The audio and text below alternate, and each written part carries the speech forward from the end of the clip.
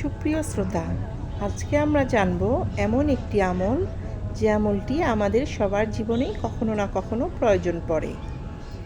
আমাদের জীবনে কখনো কখনো এমন কিছু শত্রুর আগমন ঘটে যারা আমাদের এমন বিপদে ফেলে যে বিপদ থেকে উদ্ধার পেতে আমাদের খুব কষ্ট করতে হয়।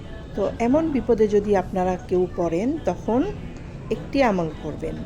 আমলটি হচ্ছে সকাল এবং সন্ধ্যা আপনি ফজরের নামাজের পর প্রথমে দরুদ শরীফ পড়বেন 11 বার। তারপর ইয়া জাব্বারু ইয়া জাব্বারু ইয়া জাব্বারু পড়বেন 180 বার।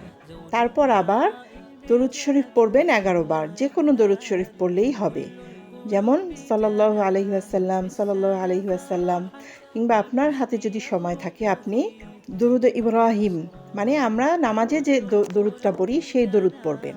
তারপর সন্ধ্যায়ও ঠিক একইভাবে মাগরিবের পর একই আমল করবেন।